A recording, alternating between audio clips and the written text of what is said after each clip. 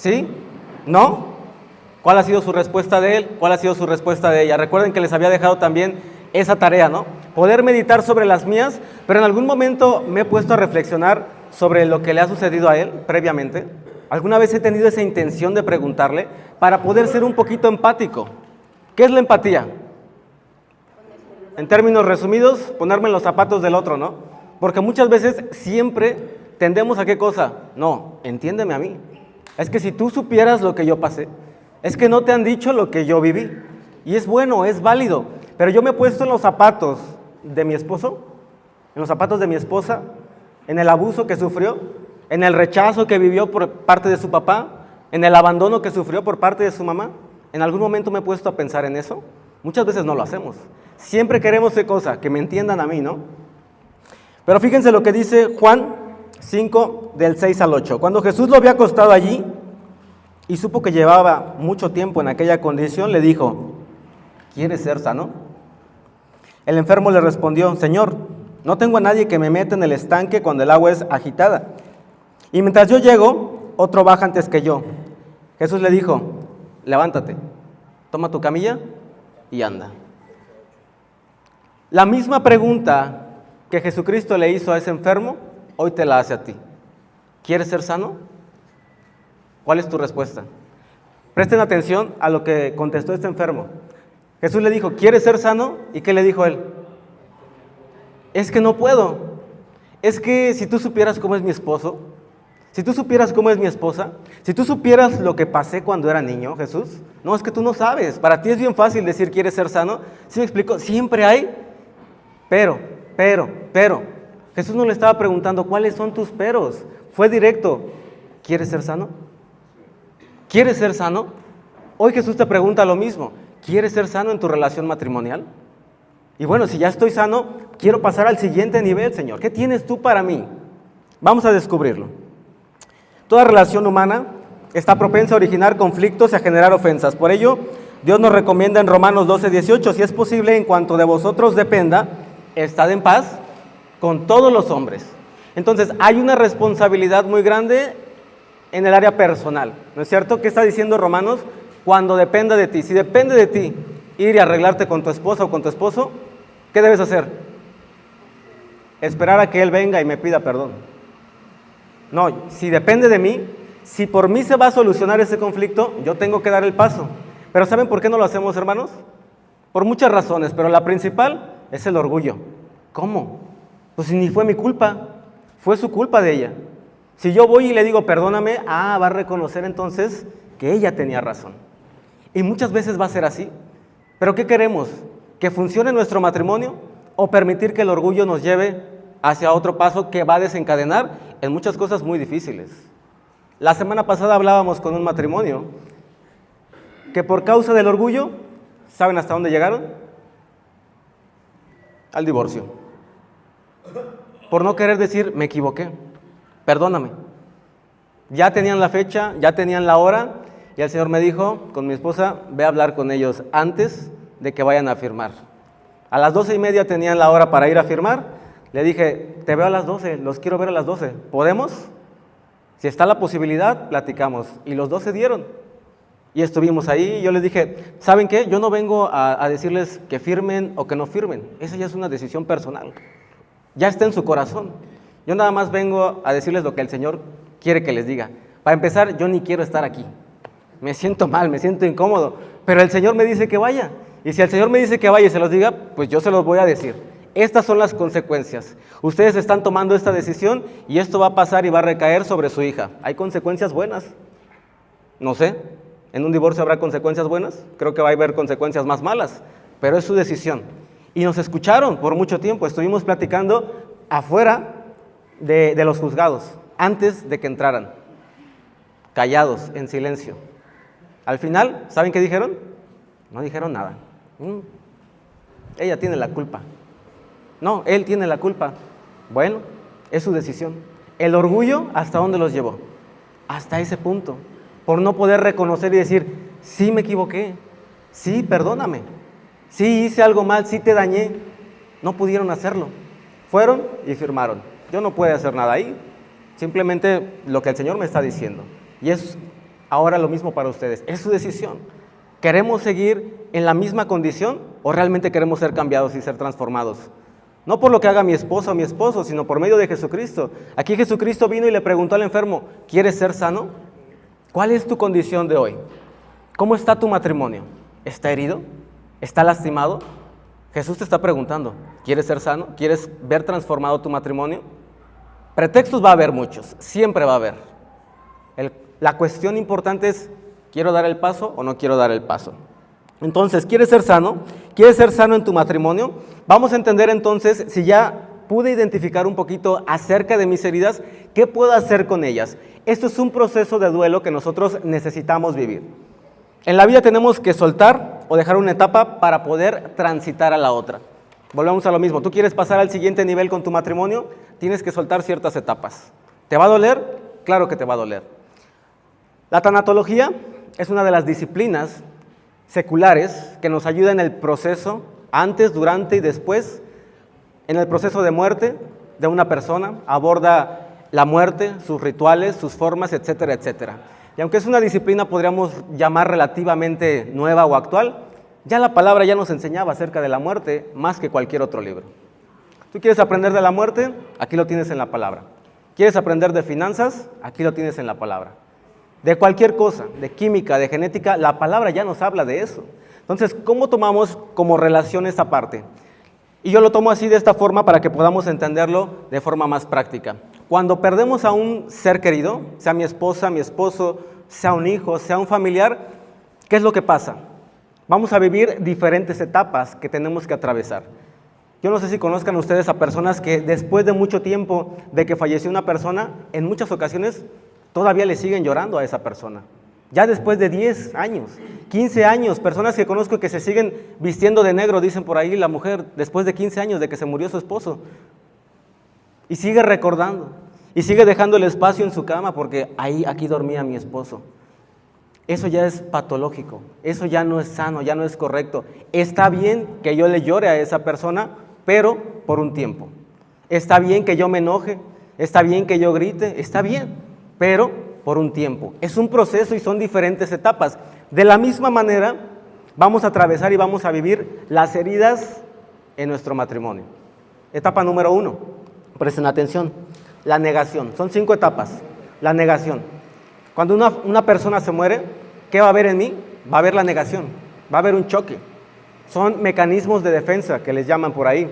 Es decir, cuando llega el médico y tú estás en el hospital y te dicen, ¿sabe qué? Su papá, su esposa, su esposo acaba de fallecer. ¿Qué es lo que dice la persona? Ah, sí, eso esperaba. No es cierto. No, se equivocó. Eso no es verdad. Pero ¿cómo si? Y en COVID se dio mucho esta situación. ¿Cómo si entró por una gripa? Si ni estaba enfermo. No, se equivocó, no es eso.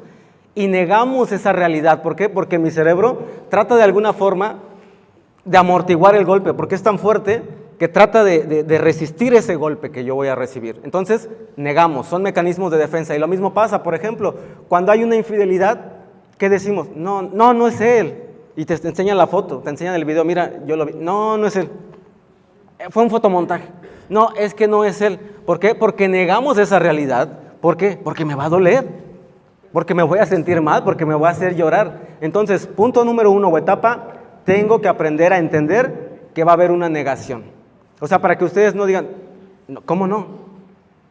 Sí es real, sí está pasando. Negación. Número 2, ira. Surge la ira. Surgen preguntas y emociones no planificadas que bombardean nuestra mente y empezamos a sentir un dolor que no podemos resistir. Nos enojamos. En el caso de una muerte, por ejemplo, en el hospital o en el seguro, me voy a irar ¿contra quién? Contra el doctor. Es que ustedes tenían, fue su culpa, no lo atendieron como debía ser. Y me voy a enojar. Es parte de ese proceso. Me voy a enojar con mi esposo, con mi esposa, por lo que hizo, por la situación que se está viviendo. Entonces, segunda etapa es la ira que yo puedo sentir. Dice Génesis 31:36, Jacob se enojó y le reclamó, ¿de qué se me acusa? ¿Cuál es mi delito? Que me has perseguido como un criminal. ¿Expresando qué cosa? Su ira, su enojo. Podemos expresar nuestra ira, podemos expresar nuestro enojo, pero de forma correcta. Hay que aprender a vertirlas de forma adecuada, no sobre mi esposo, no sobre mi esposa. Y poco a poco vamos a ir viendo. Segunda etapa. Tercera etapa es la negociación. Estas ideas de negociar no son planeadas intencionalmente por nosotros mismos. Son pensamientos que nos vienen como ideas en que podrían traer alivio frente a una situación que se torna insoportable. Es decir, trato de negociar. Trato de negociar con la persona, por ejemplo, en el caso de que ya va a fallecer, de que todo va a estar bien, de que me voy a sentir, para que me haga sentir bien. Trato de negociar ¿con quién? Con Dios. Señor, si tú lo salvas, si tú lo sanas, yo me voy ahora sí de rodillas a la villa. Si tú lo sanas, ahora sí voy a ir todos los domingos a la iglesia. Si tú restauras mi matrimonio, ahora sí te voy a servir de tiempo completo. Tratamos de negociar. Tratamos de hacer un acuerdo con algo o con alguien. Trato de hablar con mi esposa, trato de hablar con mi esposo. ¿Qué podemos hacer para solucionar este conflicto? Yo no sé si a ustedes les ha pasado esa parte. En algunas ocasiones tratamos de hablar, tratamos de negociarlo. Esa es la tercera etapa. Después, si no hay una solución, pues va a venir la depresión. Va a venir, me voy a sentir mal, me voy a poner a llorar, me voy a poner hasta a patalear. Todas las negociaciones que pasan por nuestra mente no hacen que las pérdidas que estamos enfrentando muchas veces desaparezcan, ni tampoco disminuye el dolor. Entonces, en esta etapa experimentamos sentimientos de pérdida profunda, de desesperanza. ¿Y ahora qué va a pasar? ¿Y ahora qué voy a hacer? Ahora que mi esposo ya no está. Ustedes tienen que entender que estos procesos de duelo se viven de diferentes maneras y en diferentes etapas. O sea, un proceso de duelo no nada más se vive cuando perdemos a un familiar. Normalmente pensamos eso, está en etapa de duelo porque falleció fulanito o sutanito. Pero esas etapas de duelo las vivimos también cuando hay un divorcio, cuando estamos envejeciendo, pérdida de la juventud, cuando nos jubilamos, por ejemplo. Ya no soy el gerente, ya no soy el dueño de la empresa, ahora soy el abuelito que está ahí en la casa. Y vienen, abuelito, y ya no mando a las personas. Es un proceso de duelo que tengo que atravesar. Y a lo largo de toda la vida vamos a vivir diferentes etapas de duelo.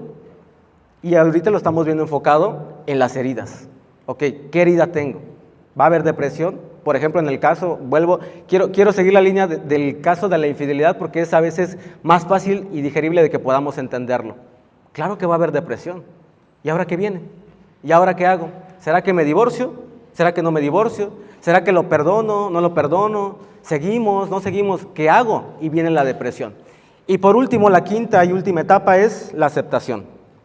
Al transcurrir el tiempo notamos que la vida alrededor de nuestro sigue adelante y casi llegamos a resentimientos al ver cuán fácilmente los demás se olvidan muchas veces de nuestro dolor. Esto es peligrosísimo y necesitamos cerrar completamente ese ciclo.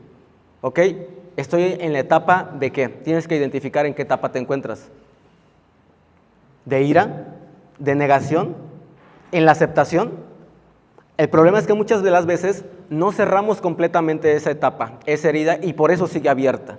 Muchos de ustedes no han cerrado completamente ese proceso, tal vez lo dejaron en la ira, que es la segunda etapa, y entonces cuando estoy con mi esposo, cuando estoy con mi esposa, me salta el enojo, porque no he atravesado lo demás.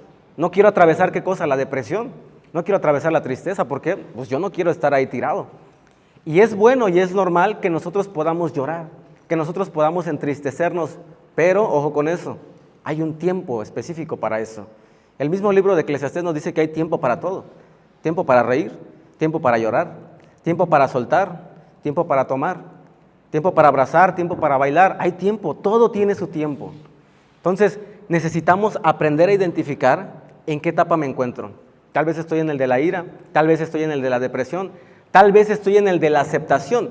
¿Cómo nos vamos a dar cuenta de que ya estamos en el de la aceptación? Cuando ya hablé con mi esposa, cuando ya hablé con mi esposo, cuando ya negociamos, cuando ya sabemos hacia dónde vamos, cuando ya pedimos un perdón genuino, cuando estamos atravesando un proceso de consejería, por ejemplo, puede ser.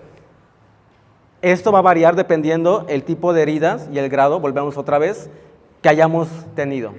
No es lo mismo que yo le diga a mi esposa, ya vete de la casa, porque lo dije en un momento airado, a que yo la golpee, a que yo la violente, ¿no? O sea, es más difícil. O a que yo le sea infiel, pues es un proceso mucho más largo, mucho más tardado. ¿Por qué? Porque tengo que recuperar nuevamente su confianza. Tengo que otra vez ganármela.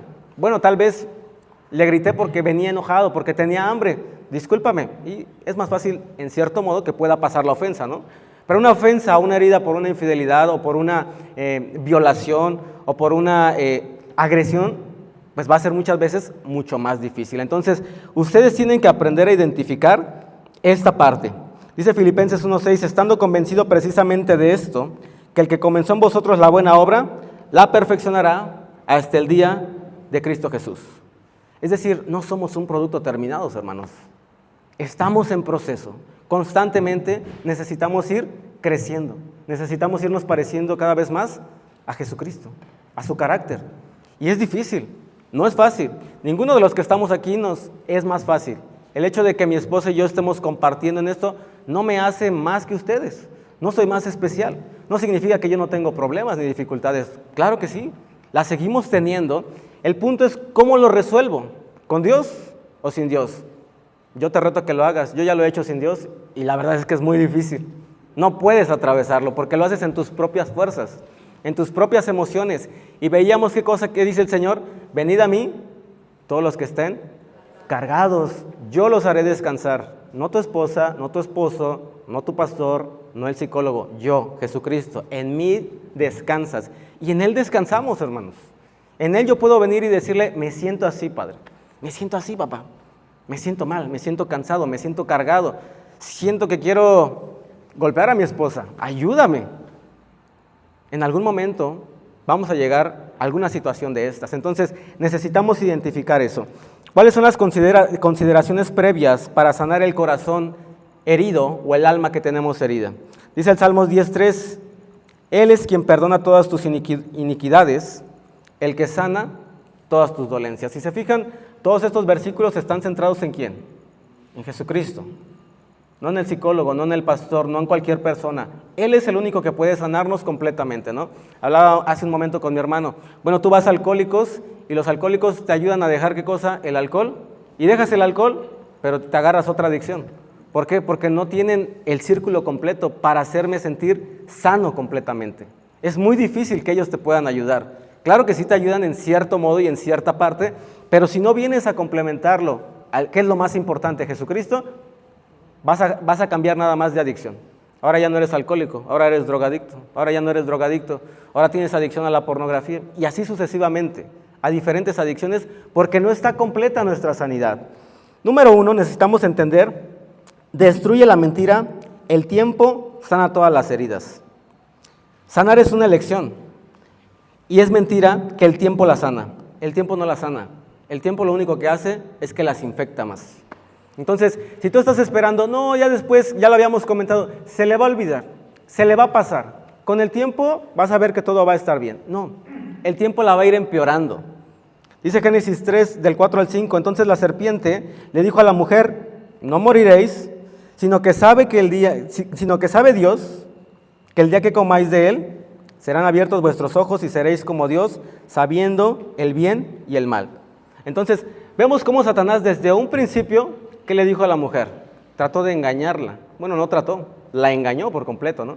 No, no te va a pasar eso. No, no te vas a morir en otras versiones o en otra forma de interpretación. Simplemente vas a reencarnar en otra persona, pero no te vas a morir. Y creímos ¿qué cosa? O bueno, Eva creyó la mentira. Necesitas destruir esa mentira. El tiempo no va a sanar tus heridas. El tiempo únicamente lo que va a hacer es que las va a potencializar. Se van a hacer más fuertes. Después vas a guardar una, después vas a tener otra y otra y otra y otra. Por eso hemos tenido el tiempo para que puedas platicar con tu esposa, para que puedas platicar con tu esposo.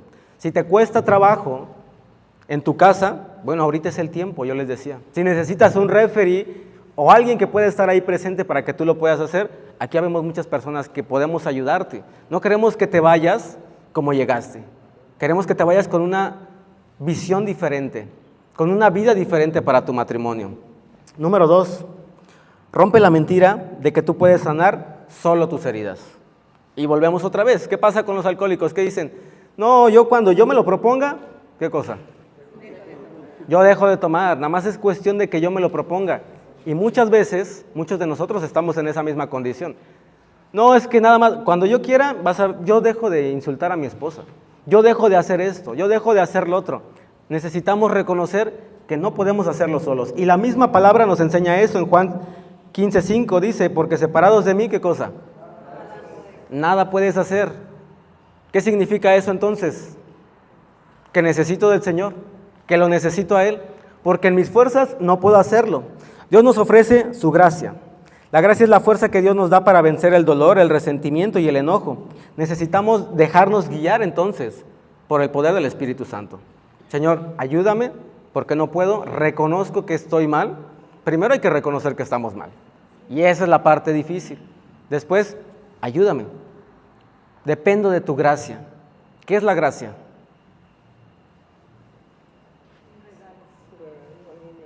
Es un regalo, algo inmerecido. No me lo merezco, pero el Señor me perdona por gracia. No porque me lo merezca, no porque soy bueno, no porque doy mis diezmos, no porque asisto a la iglesia todos los domingos. No, por eso no me lo da. Simplemente no te lo mereces, pero yo te lo doy aunque no te lo merezcas. Y esa misma condición es la que nosotros necesitamos ponerle a mi esposa o a mi esposo. Si el Señor me perdona por gracia, yo soy más que Dios para decirle, ¿y qué has hecho tú para que yo te pueda perdonar a mi esposa o a mi esposo? ¿Quién soy yo? De la misma forma que recibo esa gracia del Señor, de esa misma forma yo necesito ofrecérsela a mi esposa o a mi esposo. Entiende el valor del perdón. Dice Mateo 6:14, porque si perdonáis a los hombres sus ofensas, os perdonará también a vosotros vuestro Padre Celestial. ¿Tú quieres obtener el perdón del Señor? El Señor te está dando una condicionante. Porque si tú perdonas a los hombres sus ofensas, entonces solo así Él te puede perdonar. Yo necesito entonces perdonar esas ofensas, perdonar lo que mi esposa, lo que mi esposo me ha hecho. El perdón es una decisión, ya lo vimos, basada en la gracia. El perdón es cancelar una deuda que se nos debe. Yo ofrezco ese perdón y se cancela esa deuda, queda cancelada.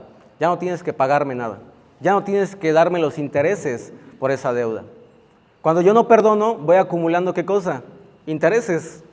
No, vas a ver, la próxima vez ya me va a deber más, porque estoy guardando, estoy acumulando. Yo necesito cancelar esa deuda. El perdonar es echar algo fuera que está lastimando nuestro corazón y nuestra mente. Y que de entrada el perdón tiene que ser para nosotros mismos. Yo necesito perdonarme de entrada a mí mismo, porque muchas veces, muchos de los hechos que ocurrieron, posiblemente no fueron por causa mía o por mi culpa, situaciones externas, como un abuso. Si yo era un niño pequeño, pues yo no tenía el control de eso. Pero muchas veces el enemigo va a venir y va a querer calumniarte con eso. Estar perpetuando ahí en tu mente y en tu corazón. Yo tengo que perdonarme, Señor. Ayúdame a perdonarme a mí mismo. Yo no podía hacer nada en ese momento. No estaba bajo mis condiciones de que yo pudiera hacer algo. Y recibo ese perdón. Y una vez que yo me perdono primero, entonces voy a poderle ofrecer ese perdón a mi esposo, ese perdón a mi esposa.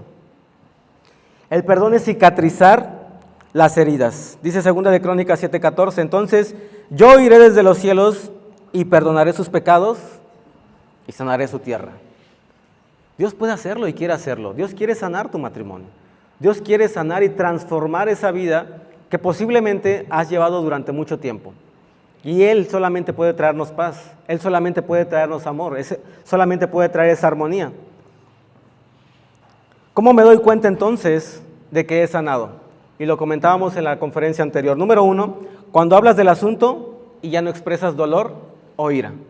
Si tú hablas del asunto y todavía sientes dolor, si todavía sientes enojo, si todavía me remueve por ahí algo, es que entonces puede ser un foco rojo. Yo no he posiblemente o no he hablado del tema o he perdonado a medias y me encuentro en alguna de esas etapas que acabamos de hablar.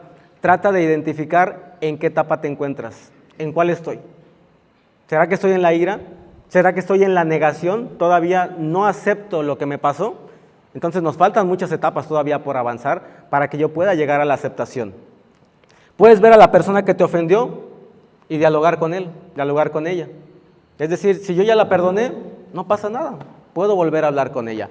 Hay diferentes tipos de perdón que yo puedo ofrecer. Puedo ofrecer el perdón, te perdono y sigo contigo. La otra opción de perdón es, te perdono, pero de momento no quiero nada contigo por mi mismo proceso de sanidad. Porque en lugar de que me haga bien, sí, te perdono, pero en el proceso que estoy viviendo, si te veo, me va a afectar. Entonces, de momento, te perdono, pero prefiero mantener mi distancia por sanidad, no porque no te haya perdonado, ¿sí queda claro? Entonces, es para protegerme también a mí mismo y se vale, es parte de, necesito un espacio, necesito un tiempo, sí te ofrezco mi perdón, pero ahorita no puedo verte, no quiero verte, tal vez todavía hay cosas que tengo que procesar, pero el perdón ahí está, yo te lo ofrezco.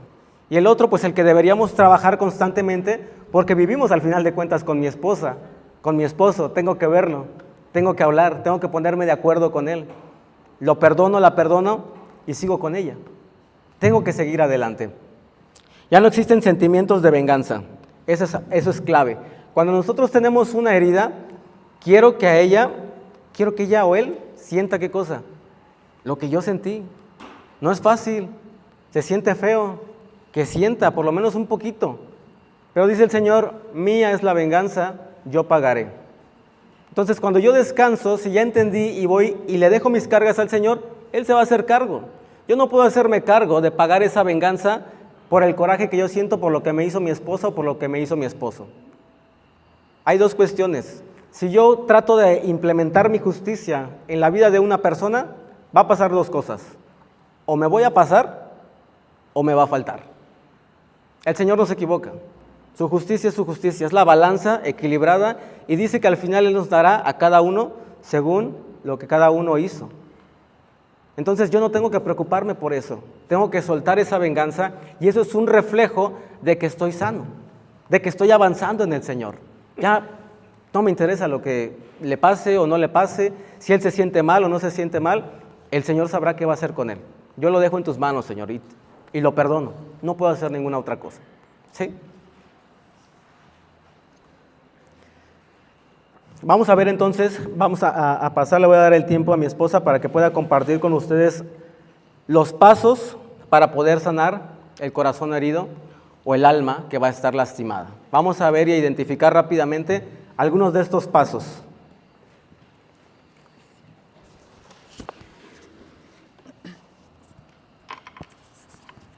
¿Estamos recibiendo o no? ¿O nos regresamos del principio? ¿Sí? ¿Ya identificaron algunas heridas en su vida personal? No me tienen que decir sí, pero asienten con su cabeza. ¿Sí? ¿Sí hemos identificado algunas heridas o venimos perfectos? Porque yo necesito una tutoría con alguno de ustedes, porque creo que nadie necesita sanar, ¿no?